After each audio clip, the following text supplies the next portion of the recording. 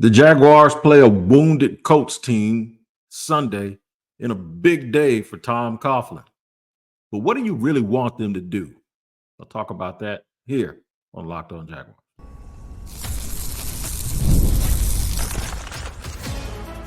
You are Locked On Jaguars, your daily Jacksonville Jaguars podcast. Part of the Locked On Podcast Network, your team every day.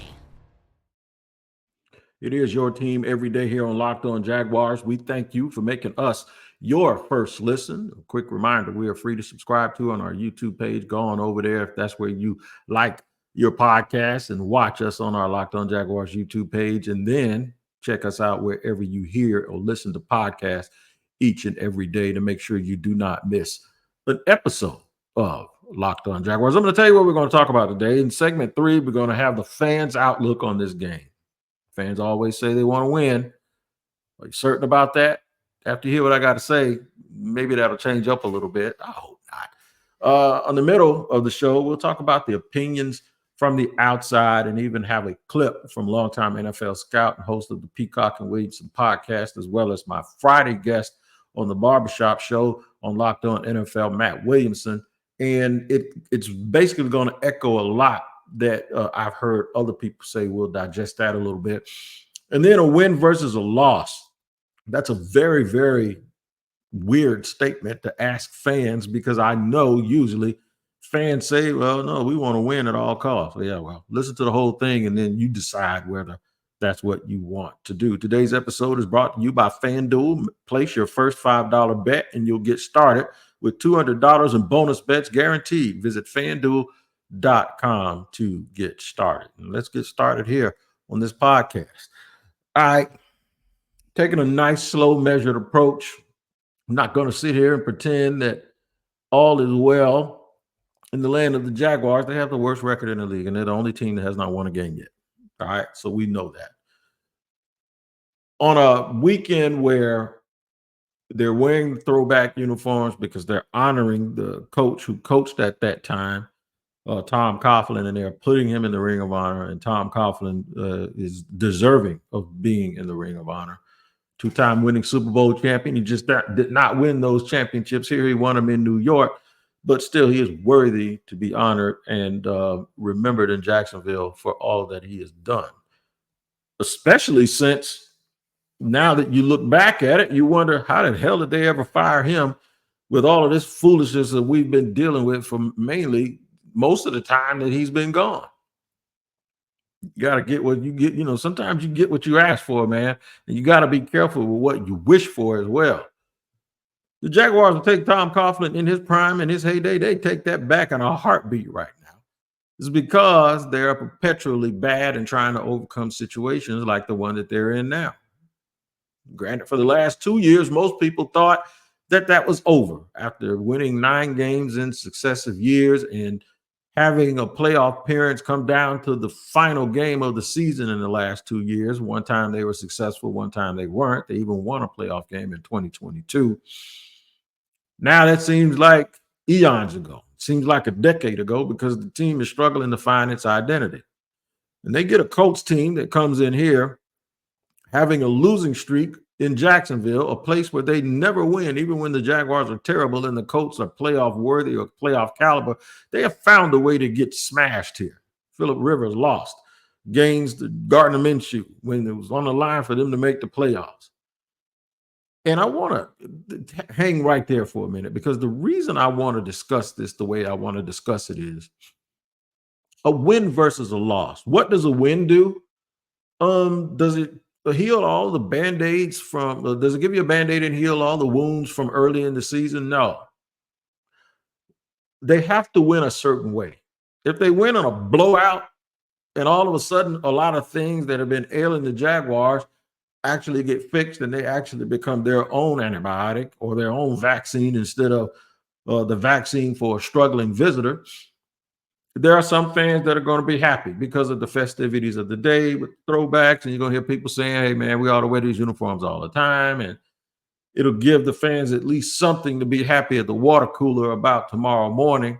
And we could have a decent postcast. But I'd still wonder Is it because the Colts will have a wounded quarterback, Anthony Richardson, likely playing? If he's not playing, they're going to have a 52-year-old quarterback named Joe Flacco. They're without their best player, who I believe is Jonathan Taylor with a high ankle sprain that kills my fantasy hopes for the week, maybe. But with that being said, the Colts also have some injuries on defense. Brenton Buckner, who won't be available, is their best defensive player. And then they're a little bit banged up in the secondary as well. So Colts fans, even though the Colts are 2-2 and they found ways to win games, they aren't very optimistic, right? So a win by the Jaguars would be like, okay, at least they made us happy this week. And then there will be the eternal optimism that always comes from fans that, hey, maybe, just maybe, this will kickstart something. They're going to London for 2 weeks. They always play well over there. Could they actually end up 3-4 in 7 weeks? I understand why fans will think that, and I'm sure that there will be some that'll look at it that way.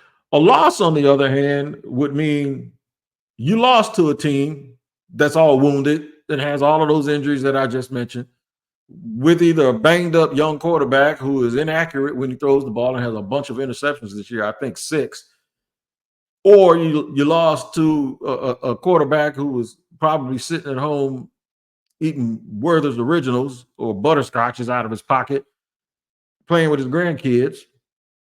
So it won't be a good look either way. Most people already think that Doug Peterson is in trouble. Most people already think Trevor Lawrence isn't what he was promised or isn't what we all hoped he would be. And then half of those people blame that on Doug Peterson and his staff. And then a lot of people think that Trent Baalke, and when I say a lot of people, you're looking at one of them, isn't very good at his job as a GM. And overall, all of this stuff is just a bad recipe all mixed into one big pot. And people will want people fired, but ain't no way they're going to fire anybody going over to London for 2 weeks. It just, the optics of that probably don't really benefit them to make that move at this point. But it will probably be a moot point that everybody would get to the point where they've had enough. They're sick of it, right? So there are a lot of different ways. They're not going to make you forget about the start to the season. They're not going to make you forget about how they played up to this point. But they could give you a little bit of a reprieve, like give you a glass of water. It's like you're in the desert and you're dry and somebody gives you a glass of water and it's real, right? Thank you. But I still got to keep walking. But for right now, thank you. You gave me enough juice to move to the next thing. Or it could just be, all right, that's it. So later on, when we talk about a fan's outlook, I'm going to really pose a question. And I don't know the answer. I think I kind of know where some people are going to come in at. And this will be later on in segment 3 when we discuss, do you really want them to win? Or do you want rock bottom to hit Shad Khan right in his face that they lose to a team that they should absolutely beat? This is not the first time this year they will lose. If they lose, that they'll be losing to a team that they should have actually whipped. That's been happening for a minute, right? The thing is though sometimes bad has to get really bad to make people who are a little overly patient move. Does that make you a bad fan if you feel that way? I don't think it does. I think it makes a lot of sense. I don't believe in tanking, and that's not what I'm talking about. But what I am talking about is having a nice dose of reality punch you right in the face, because even if they win this game, there ain't nobody that's seriously going to think that they have turned it around. I'm going to pose all of these questions, and then in segment 2, we're going to take an opinion and an outlook from Matt Williamson, who I host the Locked On NFL show with on Friday, longtime NFL scout and the host of the Peacock and Williamson podcast. And basically, the clip was so good. It's from today's actual show. And the clip was so good because I hope I say this word right, because if I don't, my boy Debo is going to kill me. It encapsulated the way I believe everyone thinks about the Jaguars as a whole. And then it's going to lead us to a discussion about Trevor Lawrence. We'll do that in just a second here on Locked On Jaguars.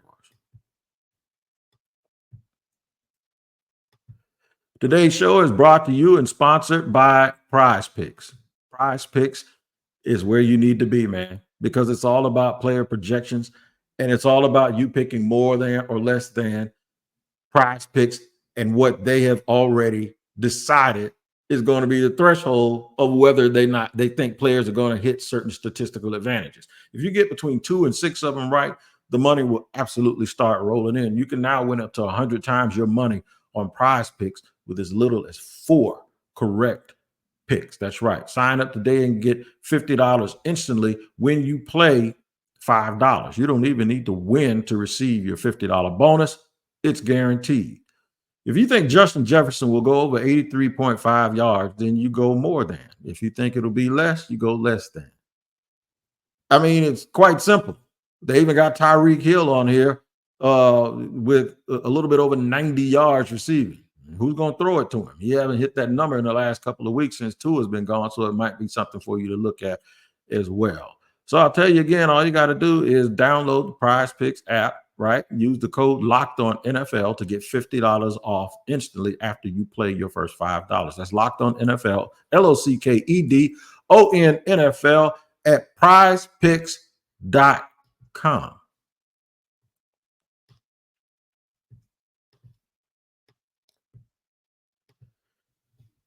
Thank you for joining me, Tony Wiggins, the host of the Locked On Jaguars podcast, where it's your team every day. We thank you for making us your first listen. Some of these conversations are really strange and really weird, because as a fan, you're always supposed to root for your team to win, right?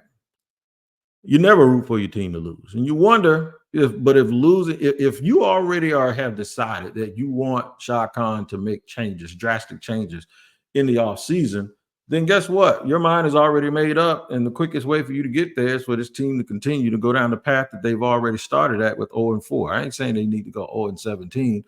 How valuable is it for you as a fan to win a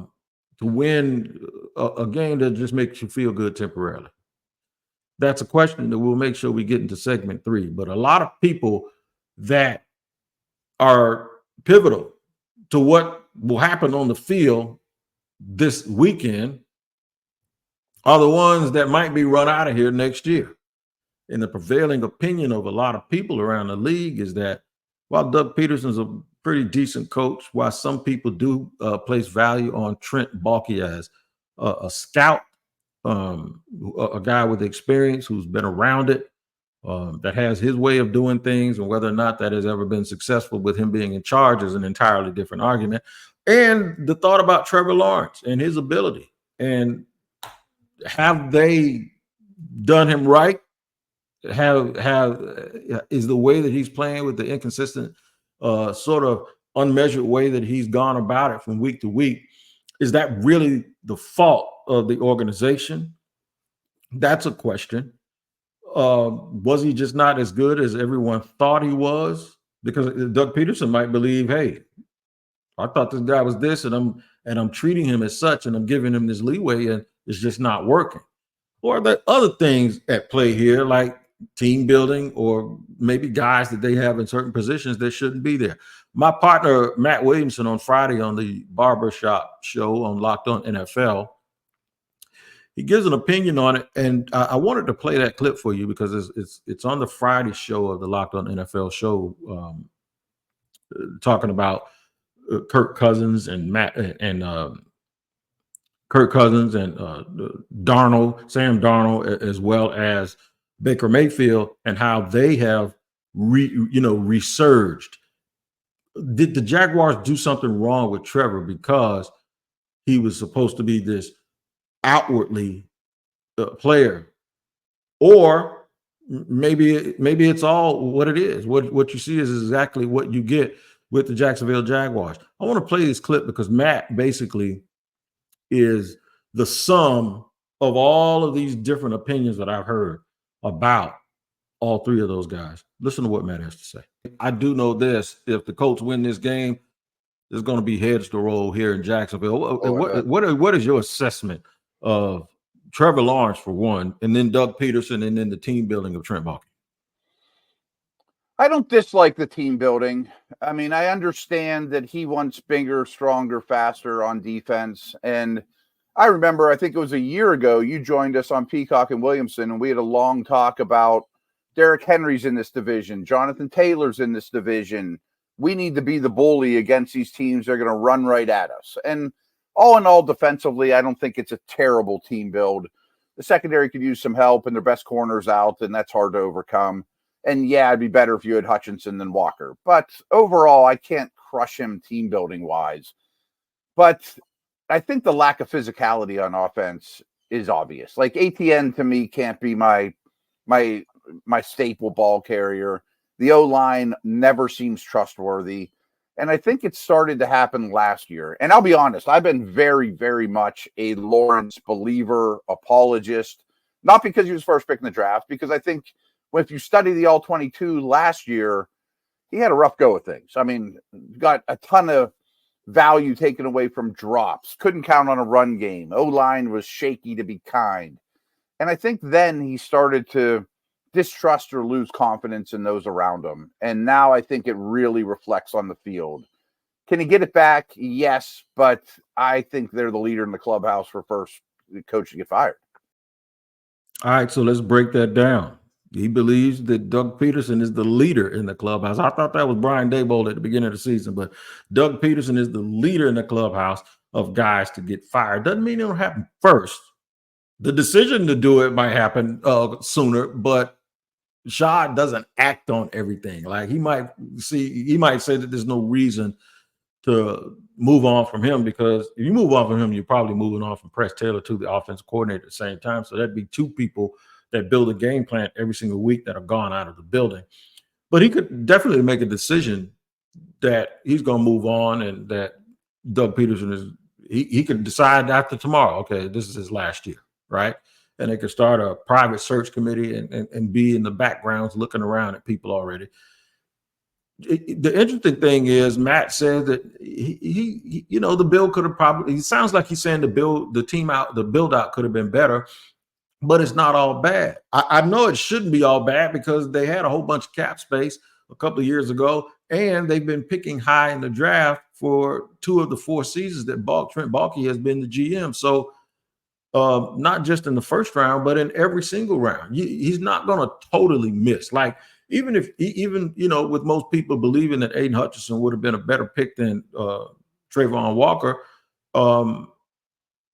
it doesn't mean Trayvon's not a good player. And I think that's what he's saying. Maybe they could have been a little better had they got that, because they'd have a different aspect on their team. But even Doug Peterson said the quarterbacks that they played in every week, they haven't been holding on to the football. The ball's been coming out of their hands really, really fast. And see, this is what they tried to do when they built this team this year. They said they're going to keep everything in front of them. They're not going to give up any big plays. And they've pretty much not given up any big plays with the exception of 1 or 2. And those were catch and runs outside of the Tyreek Hill play. The Tyreek Hill play was a crossing pattern. That was a catch and run. That was 80-yard touchdown. And even the chunk play that they got in that same game that they gave up to Jalen Waddle was an intermediate throw dragging across the formation in a bit of a miscommunication.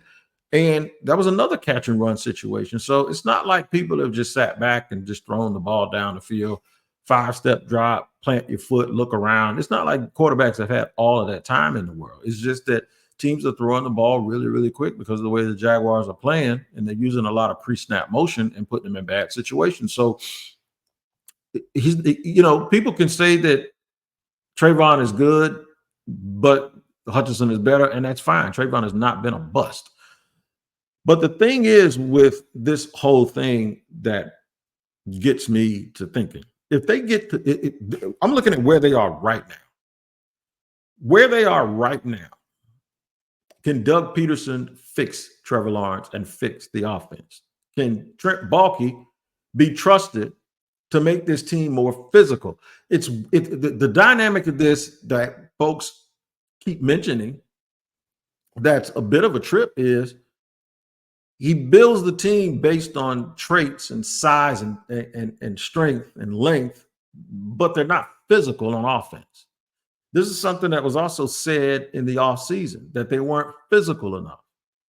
When teams and coaches and people that scout the game look at you and say you're soft on offense, like Travis Etienne could probably be a decent running back in the league. He has been.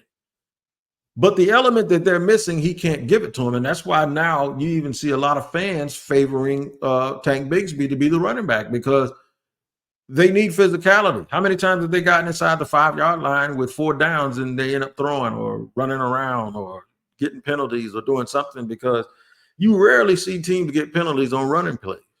Those procedure penalties and those holding penalties, they come on pass plays for the most part. They're just not physical at the point of impact.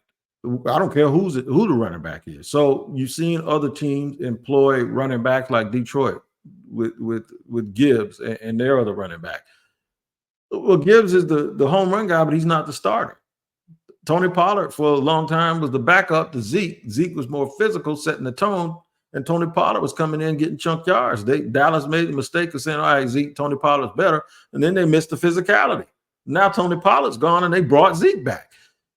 Don't always think that these airbacks can start unless you use them in a certain way, like Alvin Kamara's used. But even for a long time, he didn't start because he wasn't the physical aspect. You need those body punches on offense. And for a guy who has picked traits after traits after traits, one of the last things you expect to hear is that the team is not physical. And I've heard it from Matt today. I've heard it from several other people. And then I've even heard it from a podcast where Bill Belichick said they're just not physical enough on offense. And there's nothing that is cumulative offensively that bangs up the other team and that make the other team get tired. Now, other teams kind of make the Jaguars tired all the time.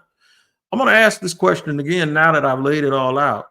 Do you want to win with the hopes that it could start something? Or do you want it to just bottom out to force Shad to make a decision? We'll ponder that in segment 3 here on Locked On Jaguars. Today's show is brought to you and sponsored by FanDuel. That's right. FanDuel is the absolute truth, man. It is where I go because it's America's #1 sports book. I have the most fun all week. I do sports book and I do fantasy football on FanDuel. I absolutely love it. You can start the season with a big return on FanDuel. All right. When you're on FanDuel and you see your wagers, you look over and you don't have to switch to see what's going on in another game. You can look at it right there on the very same page. You can check the latest stats, view live play-by-play, and so much more on the same page where you place your bets. You'll get started with $200 in bonus bets guaranteed when you place your first $5 bet on FanDuel. Go ahead and join FanDuel at FanDuel.com, man, because it is America's #1 sportsbook.